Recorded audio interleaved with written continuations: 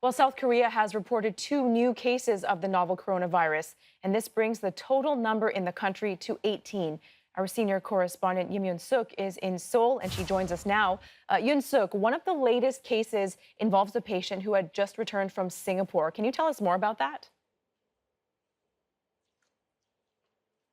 Well, what we're learning from the news reports here is that South Korean man, a 38-year-old South Korean man, attended a conference in Singapore sometime in January, late January. He returned home to South Korea, and he learned that one of the person who had attended the same conference was confirmed with the virus in Malaysia. And so it looks like he got worried. He went for a checkup, and results showed that he did have this virus.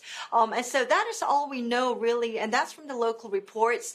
The health ministry here is going to be holding its daily regular briefing later this afternoon. And so we're hoping to learn more about this patient and as to who and where he's been since then and whether he really did catch this virus in Singapore. So we should learn more later this afternoon. Now, South Korean officials, they say they might expand its entry ban in an effort to control the spread of the novel coronavirus. What are they planning to do, Yun Suk?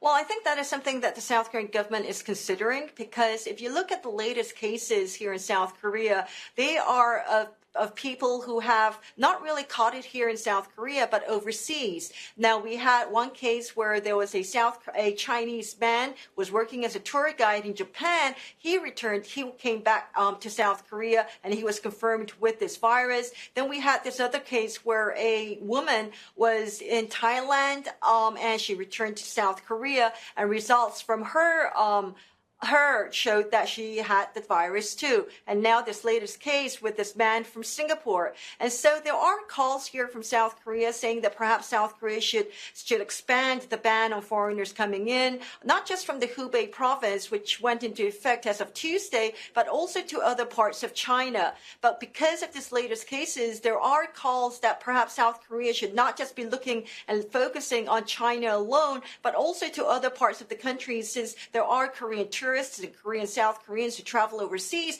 coming from the countries where they also have the confirmed viruses. And so this is something that the South Korean government has said that they could look into, but right now they just need more details. They're looking to see what they can do to control this. And I think it's very possible that we may hear more about South Korea's plans later this afternoon. But I think that is something that is being considered because of the latest details that we're getting where South Koreans are catching this virus, not here in South Korea, but from overseas.